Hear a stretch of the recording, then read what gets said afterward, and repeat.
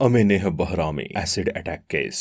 जब कोर्ट ने लड़की पर एसिड फेंकने वाले को सुनाई एसिड से ही जलाने की सजा। जब भी हम किसी लड़की के साथ एसिड अटैक की घटनाओं के बारे में सुनते हैं तो हम सबका दिल यही चाहता है कि ऐसा करने वाले दरिंदे को भी एसिड में ही नहा दिया जाए, मगर ऐसा होता नहीं है क्योंकि किसी भी अपराधी को सजा देने की पूरी प्रक्रिया है। मगर अफसोस, हमारे यहाँ की प्रक्रिया भी ऐसी है कि ज्यादातर एसिड अटैकर कड़ी सजा से बच निकलते हैं। मगर आज हम आपको जिस सच्ची घटना की पूरी कहानी बताने जा रहे हैं वहां ऐसा नहीं हुआ था, बल्कि कोर्ट ने सच में एक लड़की पर एसिड फेंकने वाले को एसिड से जलाने का हुक्म दे दिया था। शायद आपको यकीन नहीं हो रहा होगा, मगर सच में ऐसा हुआ था। पूरी कहानी सुनकर आप भी शॉक्ड रह जाएंगे। तो आखिर कहा कि अदालत ने एसिड अटैकर को एसिड से जलाने का हुक्म दिया था और इस केस की पूरी कहानी क्या है, सब कुछ सिलसिलेवार तरीके से जानेंगे इस वीडियो में। इसके अलावा अदालत के फैसले के बाद 31 जुलाई 2011 को इस केस का अहम दिन था, जिसको लेकर सारे दुनिया का आकर्षण इस अहम दिन पर था। लेकिन तभी इस दिन अचानक से कुछ ऐसा हुआ कि वहां मौजूद लोगों के साथ पूरा देश भी रोया था। और शायद आप भी इस लड़की की पूरी कहानी सुनने के बाद अपने इमोशन पे काबू नहीं रख पाएंगे। तो आखिर इस दिन क्या हुआ था वो भी आपके लिए जानना बहुत जरूरी है। तो चलिए कहानी शुरू करते हैं। मगर कहानी शुरू करने से पहले प्लीज जल्दी से चैनल को सब्सक्राइब कर ले और बेल आइकन भी दबा लीजिए। दोस्तों, हम आपको जिस घटना की पूरी कहानी सुनाने जा रहे हैं दुनिया उसे अमेनेह बहरामी एसिड अटैक केस के नाम से जानती है। ये पूरी कहानी अमेनेह बहरामी नाम की एक मासूम सी लड़की की है। अमेनेह बहरामी का जन्म ईरान की राजधानी तेहरान में 1978 में हुआ था। अमेनेह बहरामी देखने में बेहद ही खूबसूरत थी और पढ़ाई लिखाई में भी ये काफी तेज थी। शुरुआती पढ़ाई लिखाई स्थानीय स्तर पर करने के बाद बहरामी आगे की पढ़ाई के लिए ईरान के ही मशहूर आजाद यूनिवर्सिटी में एडमिशन ले लेती हैं। यहाँ वो इलेक्ट्रॉनिक की पढ़ाई करने लगती हैं। यूनिवर्सिटी में पढ़ाई के दौरान 2002 में एक दिन अमेनेह बहरामी अपने कॉलेज के वर्कशॉप में जाती हैं। तो यही एक दिन अमेनेह बहरामी पर मुवाहिदी नाम के एक लड़के की नजर पड़ती है। मुवाहिदी अमेनेह बहरामी से 6 साल जूनियर था। पहली नजर में ही मुवाहिदी को बहरामी काफी पसंद आ जाती हैं और वो बहरामी से बात करने की कोशिश में लग जाता है, मगर बहरामी उसे कोई भाव नहीं देती है। अमेनेह बहरामी के इग्नोर करने के बावजूद मुवाहिदी अगले कई दिनों तक उसका पीछा करता रहता है। यहाँ तक कि एक दिन वो बहरामी के बारे में अपनी माँ को भी बता देता है और कहता है कि मुझे बहरामी से ही शादी करनी है। ये एक तरह से पागलपन ही था, क्योंकि लड़की ने अभी तक ठीक ढंग से बात भी नहीं की थी और लड़के ने शादी के सपने संजोने शुरू कर दिए थे। बहरामी जरूर मुवाहिदी को इग्नोर कर रही थी, मगर मुवाहिदी इसका पीछा छोड़ने का नाम ही नहीं ले रहा था। दिन यूं ही बीत रहे थे कि एक दिन मुवाहिदी की माँ अमेनेह को रास्ते में मिलती हैं और उससे कहती हैं कि मेरा बेटा तुम्हें पसंद करता है और वो तुझसे ही शादी करना चाहता है। इतना सुनते ही अमेनेह तुरंत इस ऑफर को ठुकरा देती हैं। जब इस बात की जानकारी मुवाहिदी को लगती है कि लड़की ने शादी से इनकार कर दिया है, तो वो एक बार फिर से बहरामी का रास्ता रोकते हुए उसे धमकाते हुए कहता है कि या तो तुम मुझसे शादी करोगी या फिर मैं तुम्हारी जिंदगी तबाह कर दूंगा। मुवाहिदी की इस हरकत से बहरामी कुछ ज्यादा ही परेशान हो जाती हैं। वो स्थानीय पुलिस स्टेशन में जाकर मुवाहिदी के खिलाफ शिकायत दर्ज करवा देती हैं। मगर जैसा अमूमन होता है, पुलिस इस शिकायत को ज्यादा सीरियसली नहीं लेती और अमेनेह बहरामी को झूठी तसल्ली देकर वापस घर भेज देती है। अमेनेह यही सोचती रहती है कि शायद ये मुवाहिदी उसका पीछा छोड़ देगा, मगर आगे जो कुछ होता है उसकी कल्पना कभी उसने भी नहीं की थी। ये 2004 अक्टूबर महीने की बात है। पढ़ाई के साथ साथ 26 साल की अमेनेह बहरामी ने मेडिकल इंजीनियरिंग कंपनी में जॉब भी करनी शुरू कर दी थी। हर दिन की तरह उस दिन भी अमीनह बहरामी अपने ऑफिस में काम खत्म करने के बाद पैदल ही घर की तरफ निकल जाती हैं। अभी वो थोड़ी ही दूर पहुंचे थे कि सामने अमीनह बहरामी को मोवाहिदी दिखाई देता है। अमीनह उससे बचकर निकलने की कोशिश करती हैं, मगर मोवाहिदी उसके ठीक सामने आकर खड़ा हो जाता है। अब वो वहां से भागने की कोशिश करती हैं, मगर तभी मोवाहिदी एक लाल रंग का डिब्बा अपने पास से निकालता है और उसमें मौजूद एसिड सीधे अमीनाह बहरामी के चेहरे पर फेंक देता है। इस समय अमीनाह की उम्र 26 साल थी। अचानक से हुए एसिड अटैक की वजह से दर्द के मारे अमीनाह बहरामी तड़पने लगती हैं। आसपास लोगों की भीड़ लग जाती है, मगर इतनी भीड़ में किसी को भी समझ नहीं आ रहा था कि आखिर अमीनाह की मदद कैसे की जाए, क्योंकि एसिड अटैक की स्थिति में पहले क्या करना चाहिए, इस बात की जानकारी वहां मौजूद किसी भी शख्स को नहीं थी। स्थिति की गंभीरता को देखते हुए तत्काल ही कुछ लोग अमीनाह को लेकर पास के अस्पताल में जाते हैं, मगर इस अस्पताल में भी एसिड अटैक से पीड़ित लोगों के इलाज की कोई व्यवस्था नहीं थी। यहाँ तक कि उस समय अस्पताल में मौजूद स्वास्थ्य कर्मियों को भी कुछ समझ नहीं आता है कि मदद कैसे की जाए, इसलिए वो लोग भी अमीनाह बहरामी को बिना कोई प्राथमिक उपचार दिए ही हायर सेंटर में रेफर कर देते हैं। जब अमीनाह बहरामी को दूसरे अस्पताल ले जाया जाता है तो वहां भी समुचित व्यवस्था के अभाव की वजह से उसे रेफर कर दिया जाता है।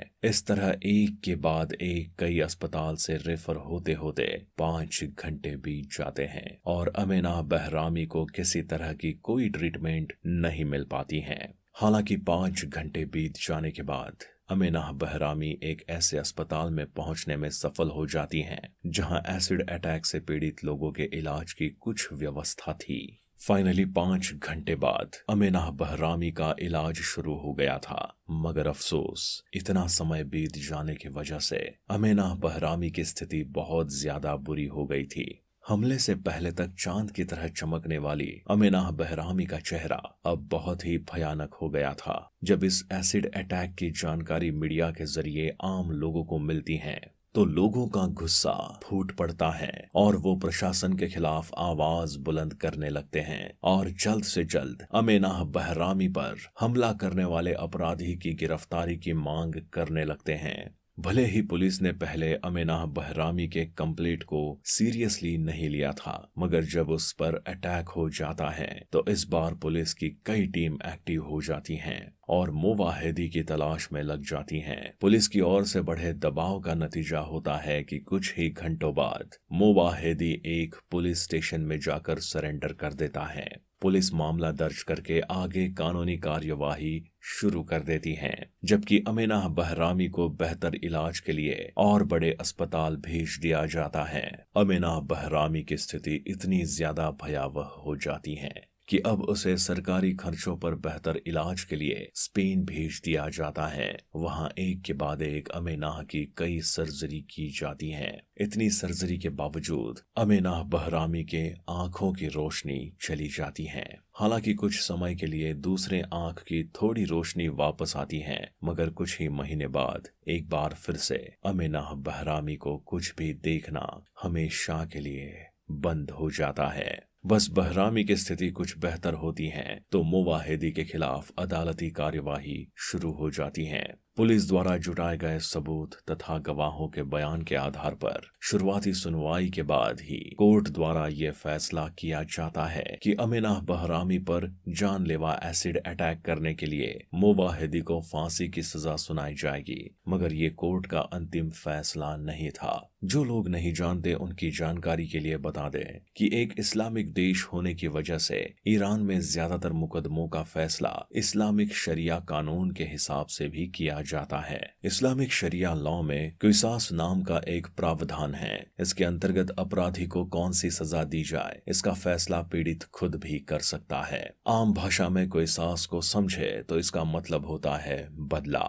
मतलब पीड़ित अपने हिसाब से अपराधी से कोई भी बदला ले सकता है। कोर्ट ने मोवाहिदी को फांसी की सजा देने की इच्छा जाहिर की थी, मगर कोर्ट द्वारा पूछे जाने पर अमीना बहरामी कहती हैं कि मैं नहीं चाहती कि इस अपराधी को इतनी आसान मौत मिले, बल्कि मैं चाहती हूँ कि जिस दुख दर्द से मैं गुजर रही हूँ उसी दुख दर्द से ये भी गुजरे। मैं चाहती हूँ कि जिस तरह इसने मेरी जिंदगी को नर्क बना दिया है इसकी जिंदगी भी वैसी ही बन जाए। इस पर कोर्ट द्वारा पूछा जाता है कि आपके अनुसार मोवाहिदी को क्या सजा मिलनी चाहिए। इस पर अमीना कहती हैं कि जिस तरह मोवाहिदी ने मेरे चेहरे पर एसिड डालकर मुझे अंधा कर दिया, वैसे ही उसके चेहरे पर भी एसिड डालकर उसके दोनों आंखों को एसिड से जलाकर उसे भी अंधा कर दिया जाए। ये कोर्ट के सामने बहुत बड़ी डिमांड थी। अब तक ऐसी डिमांड किसी ने नहीं की थी। तुरंत अमीना की ये डिमांड मीडिया के जरिए पूरे ईरान और दुनिया के कई देशों में फैल जाती हैं और ईरान में बड़े स्तर पर लोग इस डिमांड के समर्थन में खड़े हो जाते हैं,